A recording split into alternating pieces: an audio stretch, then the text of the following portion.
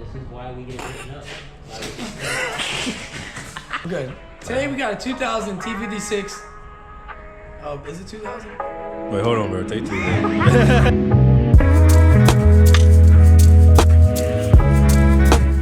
Hi. Today we got a 98 and 2000 T56 teardown. This one belongs to Savio. Expect to see some broken parts. Start with this shifter detent assembly plate. It's a plate that covers the detents inside what you feel the shifter move with.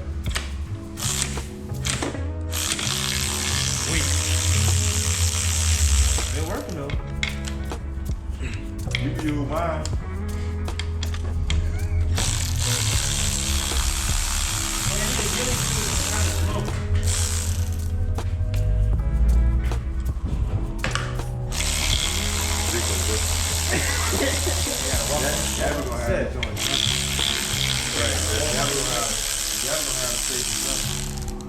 Next, we're going to remove the detent cover plate to access a roll pin that we need to punch out.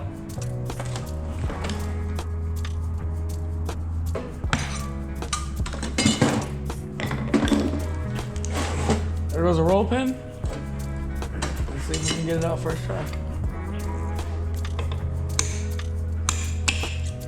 Next, we're removing the case, the rear shifter housing, call it tail shaft housing, you call it speed sensor housing. Rear tail shaft housing is coming off of the transmission. Bits.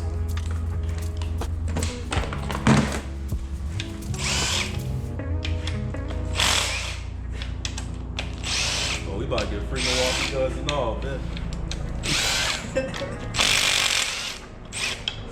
Boom, shoot.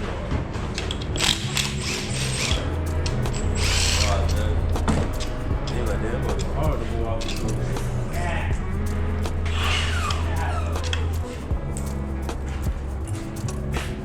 Most of the transmissions you're going to rebuild, you're going to have this plate here mounted to the housing on one of the bolts here. It's identification, tells you year.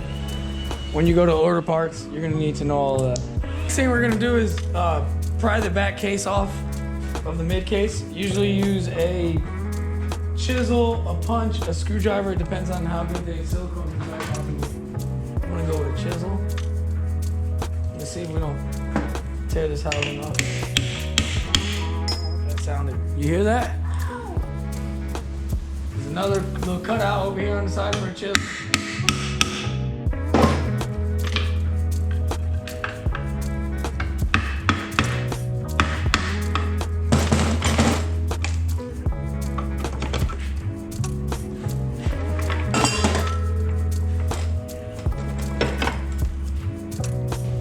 And what you don't want to find in the back part of your T56 where the magnets should be are the teeth for, I don't know, it's going to be a counter shaft teeth, the input shaft teeth. Something is really broken. Here we go.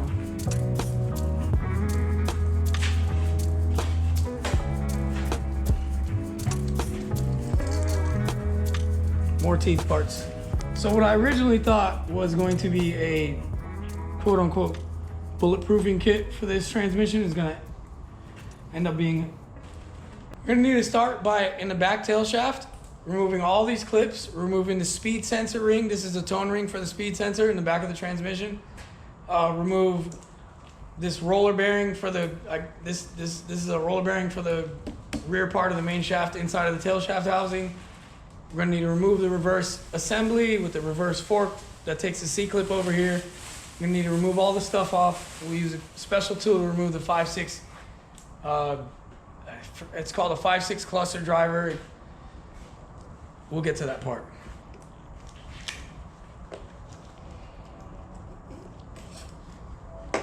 Speed sensor. Should come up fairly easy.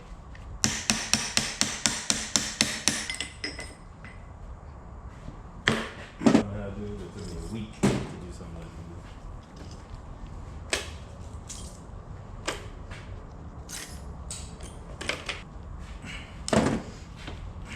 Something's really broken in there. I got a pan back here that's gonna be catching all the parts. You guys won't see where all the parts are gonna go, but I'm stacking them back here. So This is reverse gear. It's got a spacer, your reverse wobble spring for the brass synchro. Now we're gonna remove the C-clip on the back of the reverse fork, which also houses the entire reverse selector assembly. So, sorry about all the ugly faces I'm making. Something about C-clips and ring pliers, just the danger of getting hit in the face or one of these breaking or scares. That's what I'm literally scared about. Okay, there we go. Came off. Whole reverse piece is supposed to come off without fighting it. But if you gotta fight it, there we go. See what I mean? Came off. No issues. This is the reverse selector. There's a block off ring in the back here because it doesn't move the other way. It only moves where the sinker rings. These are plastic pads on the reverse. These will be upgraded to brass. Let me see this. Oh. This should not have came off with my hand at all. Like 8 years ago, I made a special tool to remove this reverse 5th and 6th cluster. Just pulled that off my hand. That should not happen. That means this gear and the main shaft are both worn out on these teeth here. Yeah, show them that tool one more time. Show them the tool? You want me to show them the tool? Show them that tool one more time. Here we go. Hold on.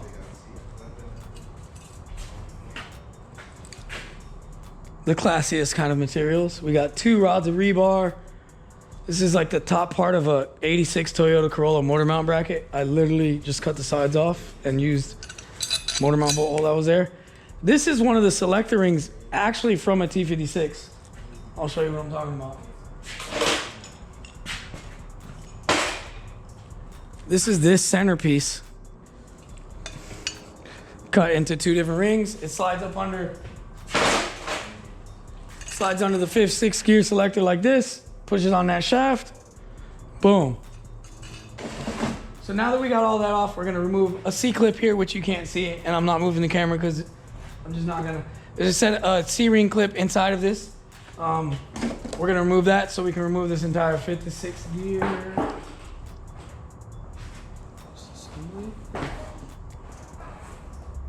Thanks, Will, for the light, and I can't see inside there.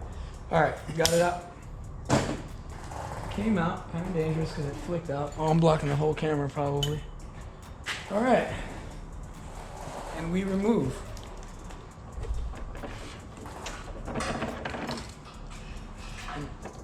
Like I'm grabbing a 10-pound bass out of the water. That was broken. Oh, that was gear teeth. More gear teeth. So we got carnage, major damage in this transmission. Friday. Next, we're gonna want to remove these 2 T45. They're like alignment pins for this shifter rod and this shifter rod. There's a T45 here, T45 here. It's a T40, not T45. For whatever reason, Borg Warner, or I think this is Tremec, I'm not even sure, honestly. I don't even know if those are the same company, whatever. They bolt these in so tight. We're gonna go ahead and try to remove it with a ratchet. If it doesn't remove with a ratchet, we're gonna have to go get, oh, they came loose. This has been rebuilt before, for sure.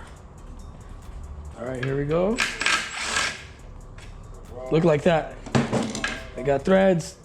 There's a pin that slides down into here. Here, we have to actually flip the box on its side and loosen all the front cover bolts because we're ready to separate the case from the front. All right, so we're gonna pull this out. I couldn't see it go to waste, so I use it for my T56 rebuilds. I drilled a hole in the bottom and there's a pan inside there that catches all of the oil that is obviously gonna for sure drain into here. I don't know how many bolts. We'll count together. 10. We got 11 bolts in the front cover. I've never counted that. It's also got another wedge point. It's got a wedge point right here. And it's got another one on this side, but we're gonna use this one because 9 times out of 10, this one works.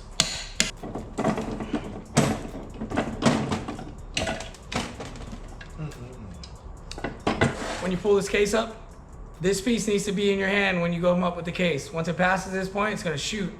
You're gonna lose a ball, you're gonna lose a spring, you're gonna be sad. Things in here, the ball's right here. Check this out.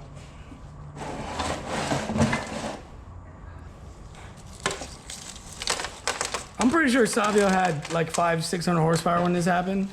I haven't seen this much teeth missing since I've been to Virginia. There's a clip you're gonna need to remove on the 3 or 4, and there's a clip you're gonna need to remove on the backside of the 1 and 2 before you take it to the press. If you don't, and you ain't never seen fireworks before, you're about to tighten it.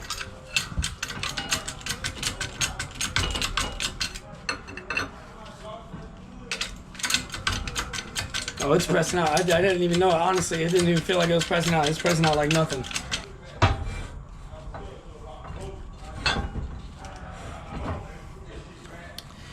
And in this instance, I'll use a socket and one of these.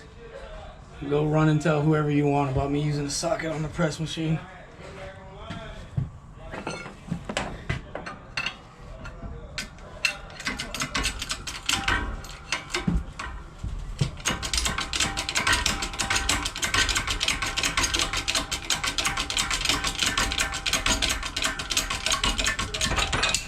I'll see you guys back at the table.